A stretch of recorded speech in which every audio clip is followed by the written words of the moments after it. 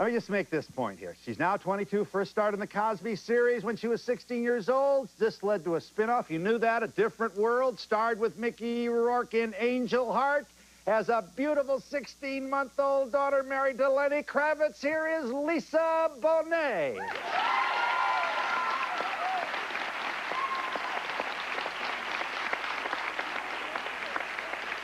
Listen,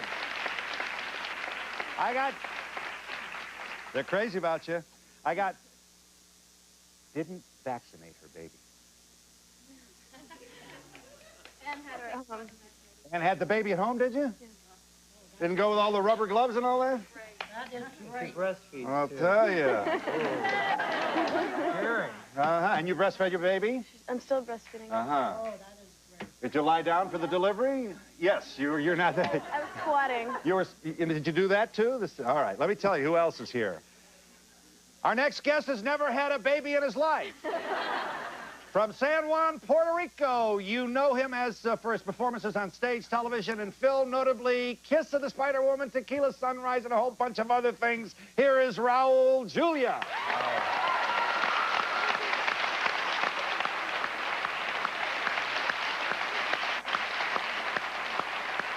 Listen to this now. Went to school at home when he was a kid. His parents didn't send any of his... he has 5 children, one of 5 kids. Never went to school. Oh, I did for a little while.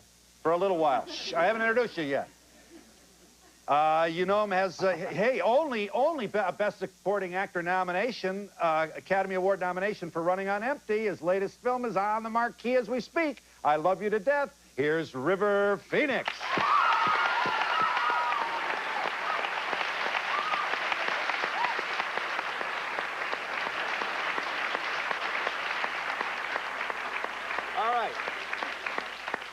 Let me tell you what is not so funny. These are very politically active young artists who give a darn, as we say in the afternoon on television, about a lot of things. Now, let's start with Lisa. You, first of all, you have forsworn meat and dairy. You don't eat it at all, not eating, no. No.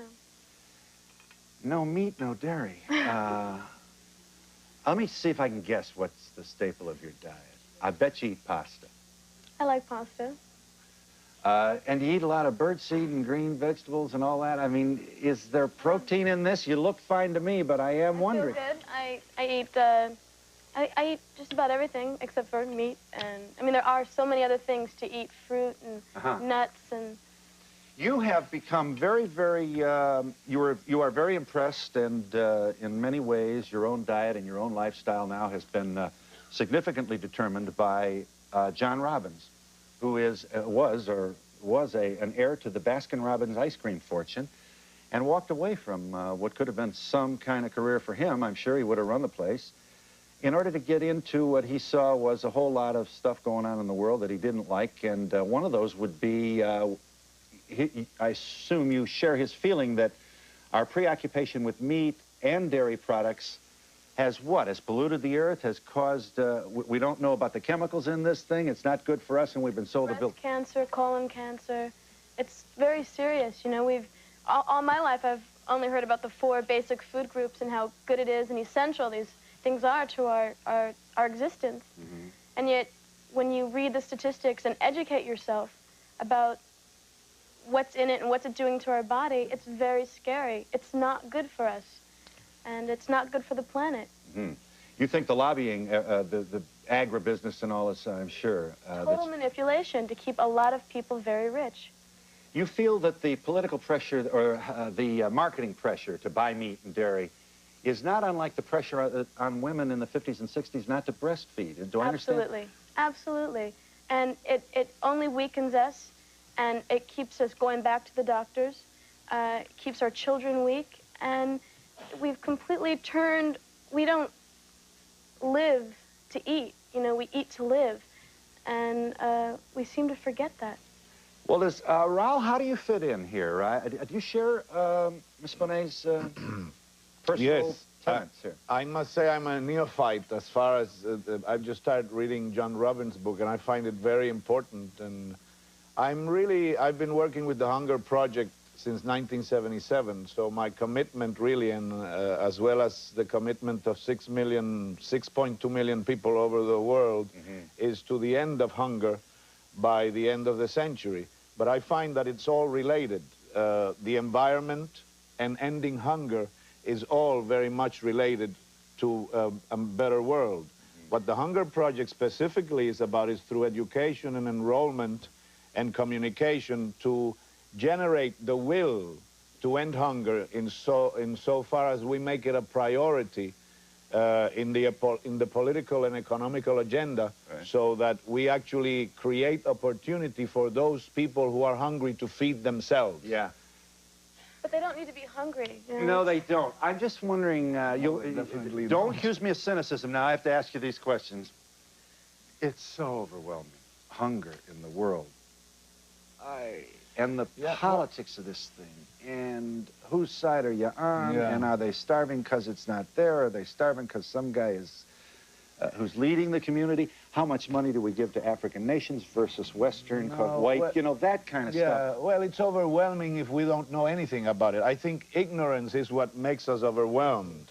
Once we learn the truth about the hunger, for example, or the environment, and how we can contribute, and how very much it's within our power, really, to do it, and to end hunger, and to improve the environment, and to save children from diseases and starvation, and from false vaccinations and things like that. Once we educate ourselves, then it's much easier. It's ignorance that makes us feel overwhelmed about things. Jump in here, River, and as you do, let me remind this audience, as I've said, you're the oldest of 5 children. You were, I assume you were brought to ecological awareness as a very early, when you were a kid, huh? Luckily, yes. Your parents? Yes, my parents shared a lot of kind of untold truths to me.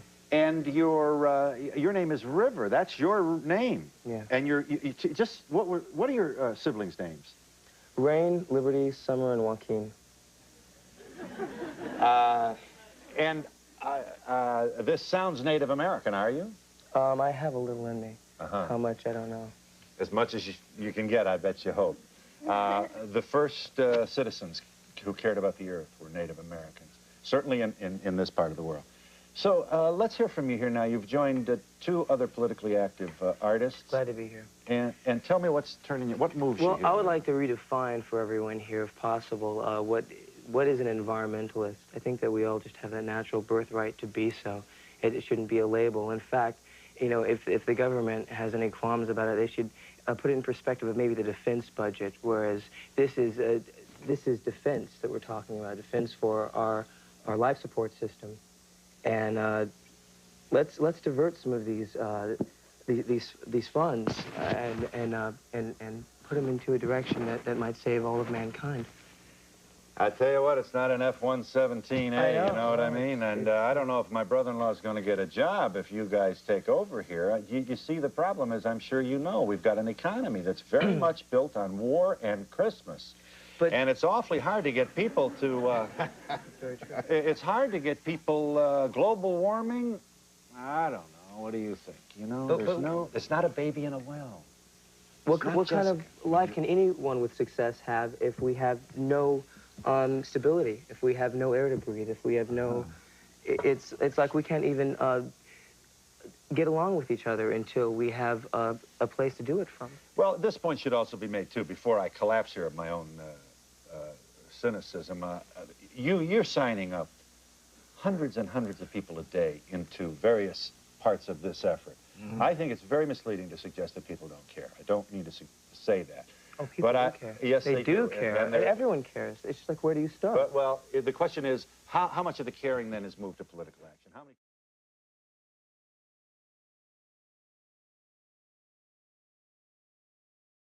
Well, the question is, how much of the caring then is moved to political action? How many people are going to sit in a small room on a wooden chair listening to somebody with slides, trying to help them make their own contribution? That's not where it has to begin. It begins with making yourself aware and changing your habits at home, you know. As consumers, we have so much responsibility, and that's, I think, what we all need to assume more so, especially once the information has been given, you know, clearly. I read John Robbins' book, you know, and it shed so much light on all this, and I had no idea no matter how much someone tells you hear, until you read it for yourself and have the statistics and the scientists to back it. Yeah. You know? Just some of the, we'll talk to John in just a moment. Okay. I was going to say, look, how people are going to be moved to political action. They'll be moved to political action where they're outraged at what's going on. And what is going to outrage them is education, information, communication, and then enrollment.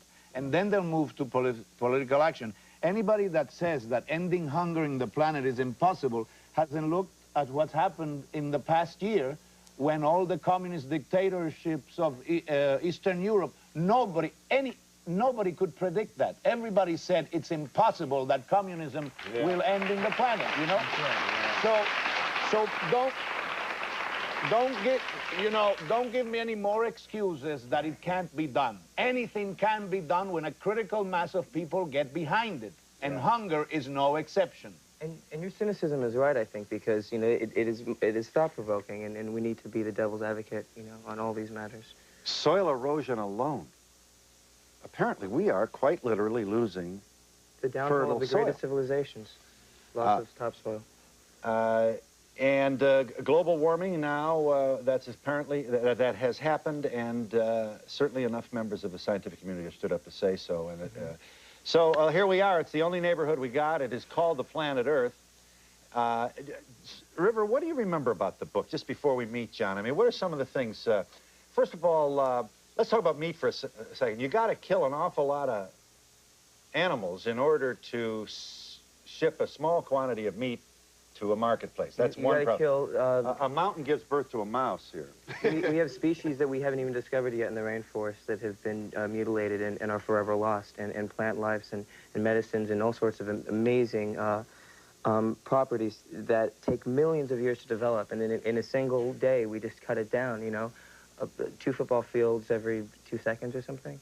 And it's so that we can have cheaper hamburgers, and I think that it's about convenience. You know, right now it's convenient for us to chop down the rainforest for hamburgers. But when we have no more rainforest left and we are having a hard time breathing, it's going to be too late. What do you feed Zoe? She's still nursing, and more. Plus, let me finish. Okay. She's still nursing, and then I give her protein-enriched pasta and soy yogurt. She's very picky. She likes guacamole. She likes broccoli. She likes split pea soup. She likes rice and... We're all getting over here. There's a woman in the front row going... No, listen, I don't know anybody who's going to... you obviously love your baby, and you're an enlightened mother, and everybody should have that. And your baby does. Huh? I said that's why I'm here, you know, to share what information I've learned. Yeah. Now tell me, Lisa, just... we got to, if they want to ask you about it, and they will, it's legal, but we don't want to have too many subjects in the air or get confused. You're not scared you didn't vaccinate your baby? I'm scared, and I'm scared to vaccinate her, which is why I didn't vaccinate her in the first place, and which led me to read about the warnings that are out there. And what I've learned are there warnings about introducing these alien microorganisms into our children's blood, and the long-term effects, which could be trivial, or they could be quite hazardous, and they could be just allergies or asthma or sleep disorders, or they could be cancer, leukemia, multiple sclerosis, sudden infant death syndrome. It's very scary and it's very serious, and I think because I felt wrong doing it, that's why I didn't do it. And you know, I mean, we have to think twice. Why are our children getting these diseases? And what is the biochemical legacy of the vaccination? How long does it last, and what might it be its effect? Yeah, you're putting something into your baby's bloodstream. Everybody ought to think about that twice. We get this official stamp, and someone's designated to give us this information, which isn't really known about or researched, you know, and we find out the hard way, you know. No one knew that, you know, the pill in its original state, you know, for women, birth control, I don't want to get into this is a big one, but was so detrimental to health and the hormonal imbalance and all of the above. Let's bring out John Robbins. He knows all this stuff. All right. But you should be able to believe these people that are telling us what is good for us. Why? Because they're our brother man, yet that's not the case. Yeah. Well, look, what I see is that a new era is coming. I think you might call it the 90s era, but it's a new era for the planet. Thinking is shifting. from profit and seeing success as how much money you have in the bank, and into seeing success as what a difference you make with other people and with yourself. I think that's a shift that is happening.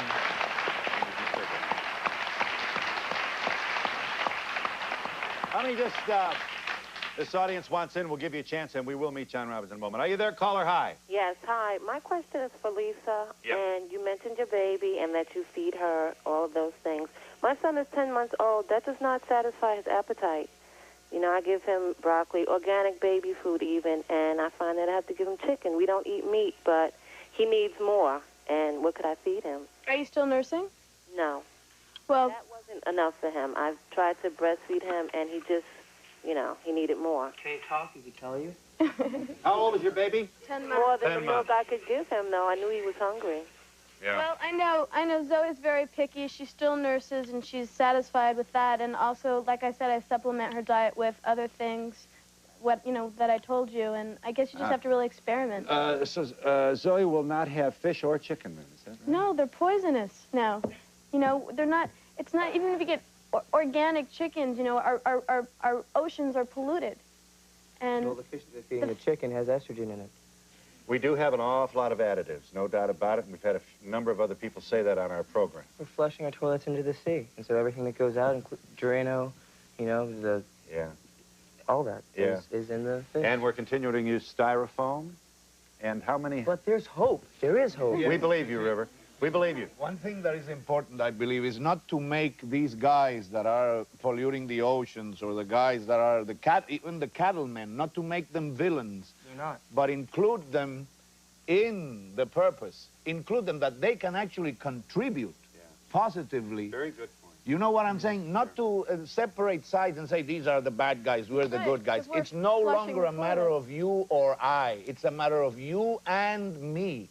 And that's very important, and that's what's going to make it work. When we get these guys to see that they can actually make a difference and contribute within their own power, their own businesses, and perhaps instead of growing cattle, they can grow oranges, or they can grow melons, or they can grow something. You know what I'm saying? It's not a matter of villains and good guys. It's a matter of you and me. Now, this is the 90s. That's what this is about.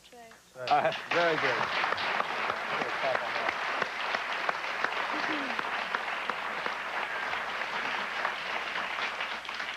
You remind me, and I know you'll be flattered, of Archbishop Romero. Oh! The man that you played in a film, one of the heroes of our century, the man who was assassinated as he said Mass on the altar in El Salvador. Are you there, caller? Hi. Hi. I do believe that the three people on your stage right now have a good cause. And aside from Raul, I think that both Lisa and River don't give an appearance, so people might not take them as seriously as they might if they gave a more presentable appearance. Well, we got to get a shirt and tie for River and maybe some... You know what, though? You're going to let nutrition and health and love, you're going to hold yourself back from life let the because of the truth way cut we're, Yeah. our appearance. It's not about dress It's an code, excuse. you know? Yeah, these are our... Take your bra to your grandmother.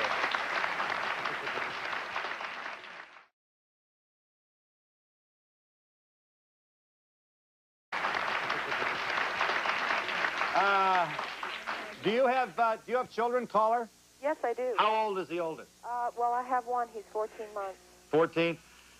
Well, this is the way 20-plus-year-old people dress today. It's that we don't premeditate it. We just get up in the morning and put on what's clean. Yeah. And we are clean. Yeah. So that means I'm older? I'm sorry. Look, why don't you and I both agree that, maybe if we just give them a chance here, and let's think about substance more than form, and also commend all of our guests for the heartfelt sincerity that they bring to their effort here to save the late, great planet Earth. And we'll be back in just a moment.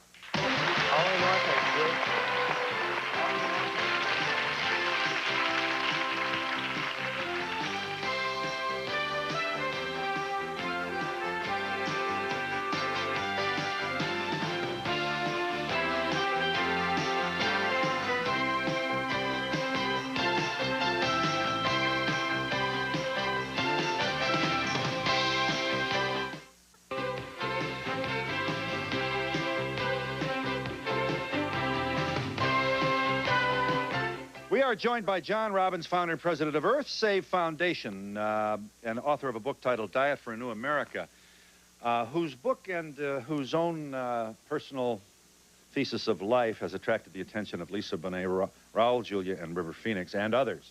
All right, John, here we go. Give us your best shot here. You want to open by making what brief point about Diet for a New America, or Earth Save? Well, we're told today to think globally and act locally. And it turns out there's nothing more local than the food on our plates. It turns out that all the environmental problems that have just been mentioned, that seems to be so overwhelming, that we can really benefit them, that we can really have an impact by what we choose to eat. The tropical rainforests, as was mentioned, are being cut down to grow cheap burgers. And when we stop eating them, those rainforests can grow. You don't eat meat or dairy? No, I don't. Uh-huh. And do you play tennis? Are you all right? As a matter of fact, I'm a marathon runner. The same as you know? Are you good in? I'm a triathlete. You are. I'm doing all right. And your major source of protein would be what food stuff? I would say beans. Beans. Beans and grains. Beans. Johnny, eat your beans. Okay, but you're going to tell me that this is a prejudice I have, aren't you? And that if you get into it, it's not so bad, and it's not like eating wet Kleenex. Will you promise me this, John? I will promise you it's not mashed yeast and sprouts. Uh-huh. Did you walk away from the Baskin-Robbins, your parents? My dad and my uncle were the founders of that company, and because I was my dad's only son, I was always groomed. I was expected to succeed him. Yes. But I walked away because I felt that in a world where every 2 seconds a child dies of starvation, where the environment is deteriorating rapidly under the impact of human activities, yes, that inventing a 30-second flavor just wasn't an adequate response for my life.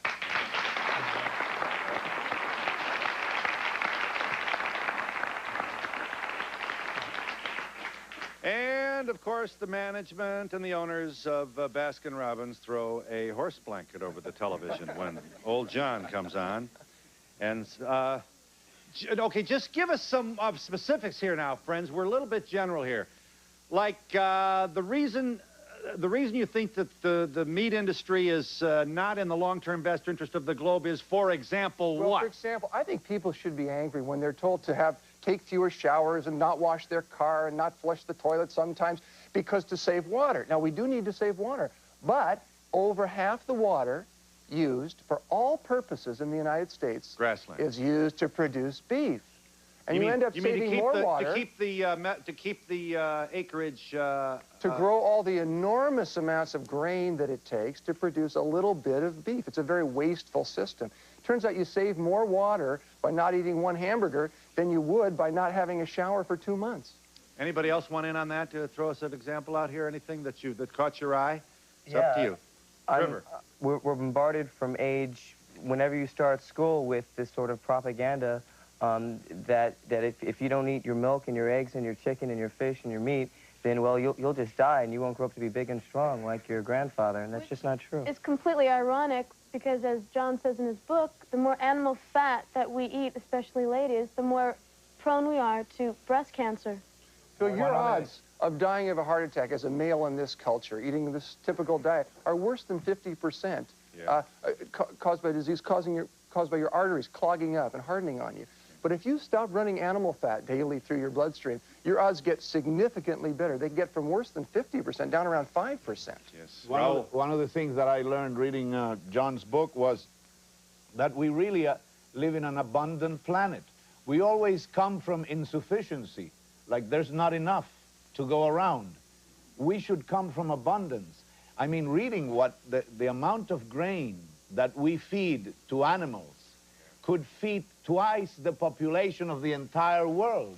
So we really have abundance in the midst of this silent holocaust that is happening every day, in which, for example, in the process of this show, in the time that it will take to do the show, 1,800 children will have died as a consequence of hunger and malnutrition, when we have abundance all around us. And McDonald's cares for you. Remember that, all of you. Right here. I was wondering what each of your personal plans were for Earth Day. Well, I'm going to be in L.A. There's going to be an Earth Day rally at the what's the name of that place? At the exposition park in L.A. Sunday the 22nd from 2 to 4, I'm going to be on an Earth Day rally there. For me, every day is Earth Day.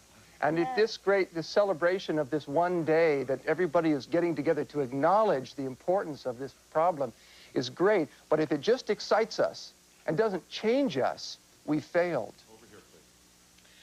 Phil, I have a concern about Lisa's reluctance to vaccinate her baby. I can understand your concern about some of the side effects from some of the vaccinations, but if you look into the literature, you'll see that many, many more children have been saved from those vaccinations than have been killed from them. And I work in public health, and I just think it's too bad to give people the idea that not vaccinating your baby is a positive thing to do. I really feel strongly about it. There's always exceptions. There's always exceptions. The idea just to automatically trust and take someone else's word as the truth and then go ahead and do it without even researching yourself. Right. I think she's posing the idea that maybe you should research it and take your baby as an individual and not just as another one coming through on the production line and here, give it pills, give it this, shoot it up. Yeah. Lisa. The vaccinations have done some great Lisa, things. I'm not sure you disagree with the woman's premise. Well, I think that... babies have been saved by the vaccine. Yes. Now the question is, what is the mother's responsibility today, and should it be made individually and thoughtfully and with information, which is, I guess, what you think you did, huh? Yes, and until I find maybe more information that says I should vaccinate my child, you know, maybe then I will. But right now, I feel very skeptical both ways, and if I do feel that fear, then I'm not going to put that stuff in my baby's body. I have a child that's going to kindergarten. I had to prove that he was immunized. What will you do when your child needs to go to kindergarten? Well, I'm not so sure that Zoe's going to go to kindergarten. And the other situation... You better tell us. Lisa, you're 3 or 4 shows here. And also, there are religious documents that you can get, and there are ways around it. What Lisa's doing is taking responsibility for her child's health instead of leaving it to the experts. Right. And I think that's fabulous. I do, too. I mean, it's clearly, this is... You are the new mother, and in many ways the old mother, with a respectful bow to the mothers that preceded you. I also say that there's a whole generation, and there's when I think of those children who have not been breastfed, who have lost that natural immunization, and then are pumped with these other vaccinations for it.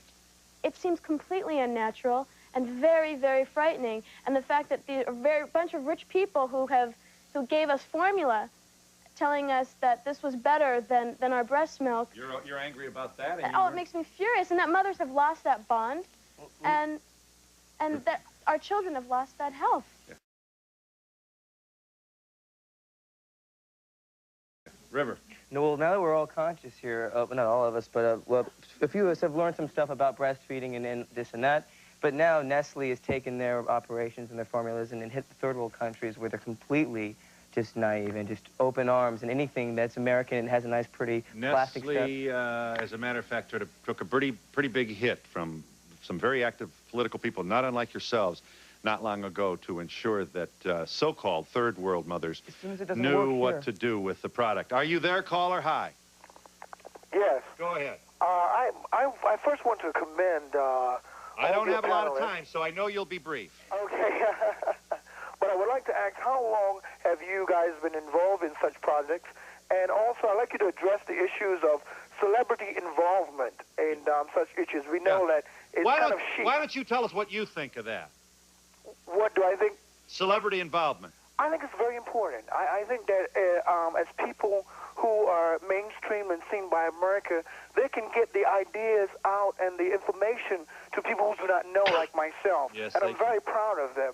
I think Lisa has shown, and River and Raul have shown a considerable interest in today's society, and I commend them wholly on it. And I thank them as a young person. It's good to see other young people involved as well. Tell us about this. It is true. We are seeing an increase in the number of politically active celebrities with special skew to younger folks, including you, Raul. I don't want to be... I'm going to take my tie you better take your tie off.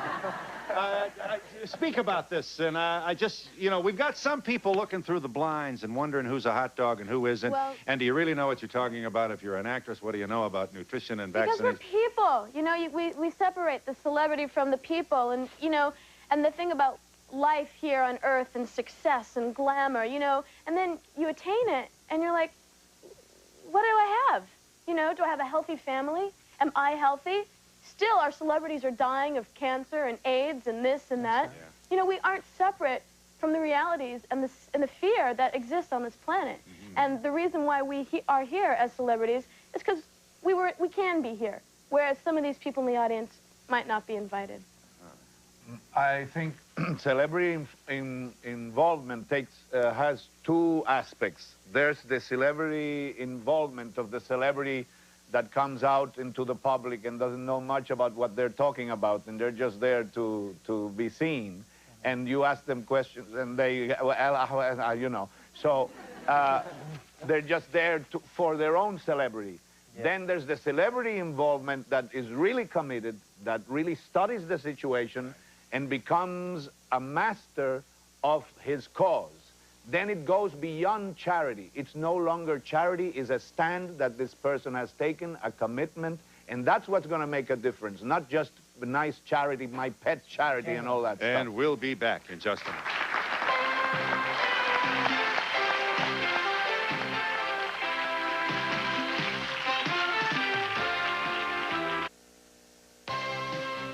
To be part of the audience, please send a postcard to Donahue Tickets, care of NBC, 30 Rockefeller Plaza, New York, New York, 10112. Remember, postcards only, please.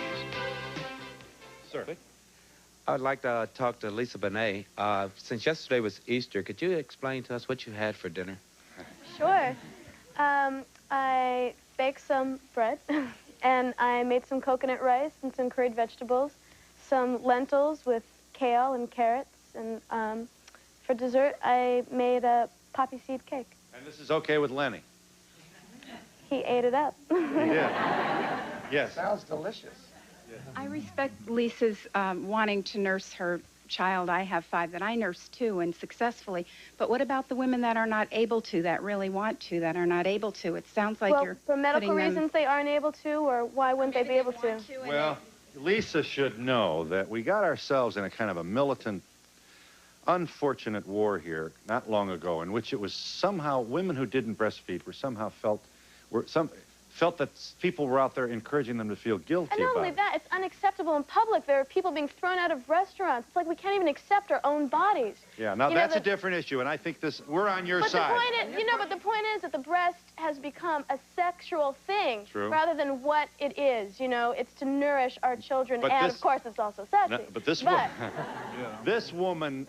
this woman inquires about those certain percentage of women for whom breastfeeding has not been a... Well, Phil, the thing is that there's no point in feeling guilty. You shouldn't feel guilty because if you eat meat, for example. It's not a question of guilt. Let's throw guilt out the window and take responsibility for our lives and for creating a healthy world and healthy bodies and healthy children and a healthy society. Yeah. And if we join together at the heart and really make that commitment and take that stand like these celebrities are doing. Right. I don't think Lisa wants to kidnap people who use formula. And if the mother is there and the breast is, if breastfeeding isn't working, you know. Could I ask John a question? John, in reading your book, there was a percentage that you said, even if people reduced their meat consumption to a kind what it is if the people of the United States reduced our consumption of meat by 10%, just 10%, which I think is a doable amount, that would free up enough grain to feed 60 million people for a year, which is more than the number of people who will die of starvation on the entire globe Now, this John, year. please don't call me a guy who rains on parades, but we already have foodstuff which is capable of being used for this purpose and is to be found in warehouses and silos. Actually, so we do have to talk about how we're going to get what we have from our beloved breadbasket to the people who need it. Yes, we do. Yes, we do. I have 2 test questions. First of all, let me answer. Lots of people out here, Raul. Go ahead. Okay, give me a chance. All right, let me answer that about getting the food where it goes. We have, for the first time in the history of humanity, been able to avert famines. The last African famine that we had was averted by the commitment of people, not only in the United States, but all over the world, that got the food where it was needed, except for maybe 2%. So it's a myth that the food doesn't get where it goes. Now, what we need to understand also is the difference between famine and chronic persistent hunger. Famine is only 10% of the people that die every day of starvation. The people, the other 90% of the 35 to 40,000 people that die every day as a consequence of hunger are people who are living in chronic persistent hunger that don't look starving, that don't look emaciated like we used to think of starvation. These are people that look normal. All they have is malnutrition. But out of malnutrition, these people get all kinds of curable diseases, and this is the majority of the people that are dying constantly every day from chronic persistent hunger and not famine. Okay. I have two questions. One's to River. What do you wash your clothes in? If you're environmental, how do you wash your clothes? And while you're answering that, Lisa, what about the diapers? And dispose I have of diaper service. water. You have a diaper service, so you use fabric diapers and they're recycled, it's fine. Okay. Yes. I never had River. vaccinations growing up. You what? As a living example, and neither of my brothers and sisters. I know, but I just figured I'd clear that one up. But now... You haven't been vaccinated. No, I haven't, but she didn't ask that. So as you were saying, and the question was, do I use deodorant? No! I asked, how do you wash your clothes and how do you dispose of the water? Yes. My mom has this great mailing list for biodegradable and good detergents that are just a little more expensive but are very, very concentrated so you can water it down, and it ends up, even when I get around. Lots of questions here. Whenever I can. We got lots of people. Please, if we tighten them up. Yes. I was just wondering how you first got very involved in doing this and the ecology, and how you learned more about it, talking to By River hearing and about it from people like you or whoever. You see the clouds in the skies and the smog. You see the waters running brown instead of clear, and you feel the lack of health everywhere in the world. You feel the suffering that's being caused, and it's getting worse. And you just want to do something. You say, how can I pretend it's not happening? And listening to your body. We'll be back in just a moment.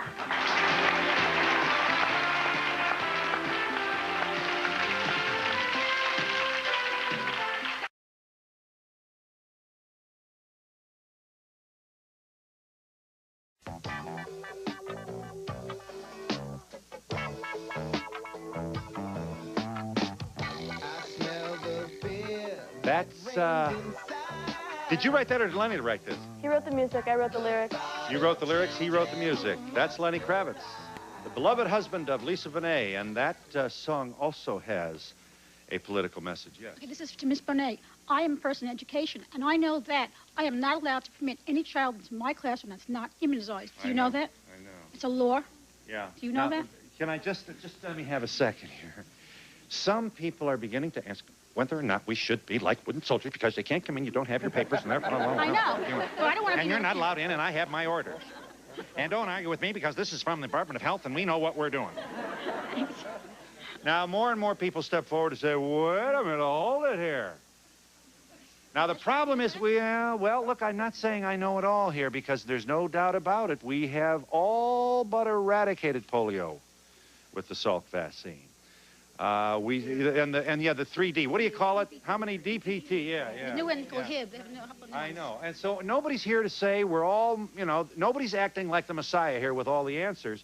But you should also know that more and more people are doing what Lisa did, and that is to make their own decisions about what, if at all, how many vaccinations, if any, their child will receive. Prevention is better than cure. Yes. Now, I was wondering, without a vaccination, a lot of countries are not allowed to travel. Yeah, well, there you go. You're stuck on the back porch, kid. You know. I would think Lisa would like to travel later in life. Actually, I'm about to embark on some great trips, and I don't know. But I assume you have been vaccinated. Yes, I have. So the issue would only extend to Zoe. Right. Yeah. Yes. Yes, Lisa, what do you plan to do for your child as she grows up? This would be a good suggestion to me also, to stop childhood diseases or colds, aspirins. What are you going to do about nutrition? First of all, is, why are people getting sick? We have to ask ourselves this question.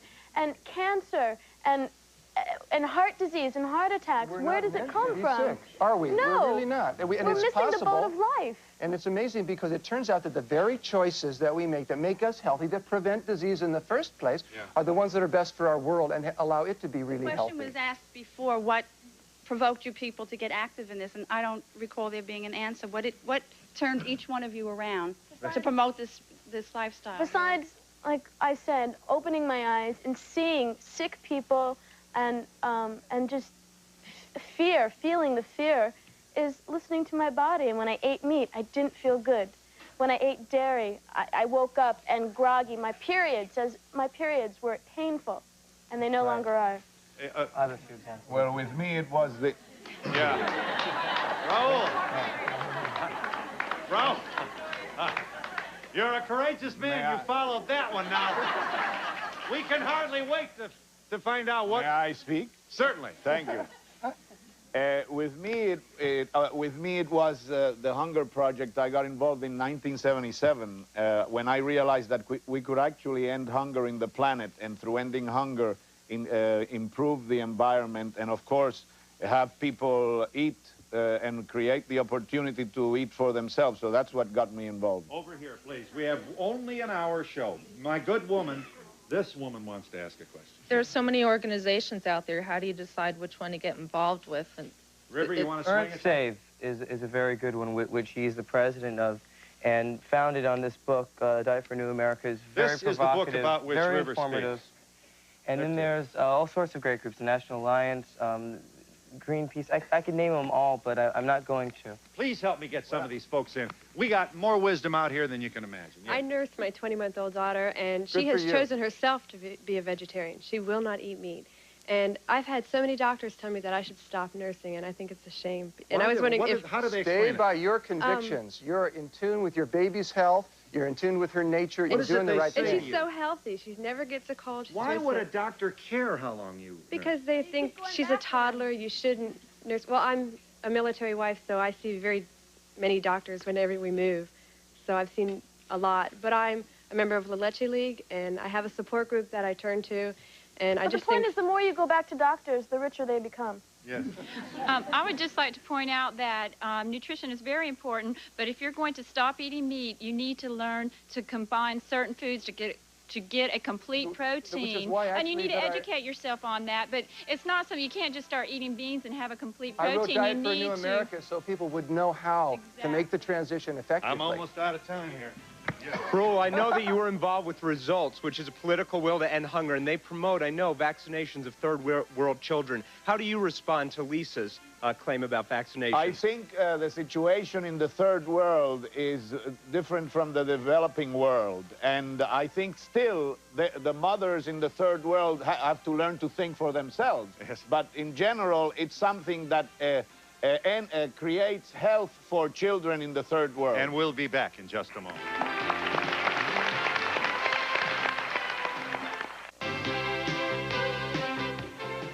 Earth Save is at 706 Frederick Street in Santa Cruz, California. The zip there is 95062.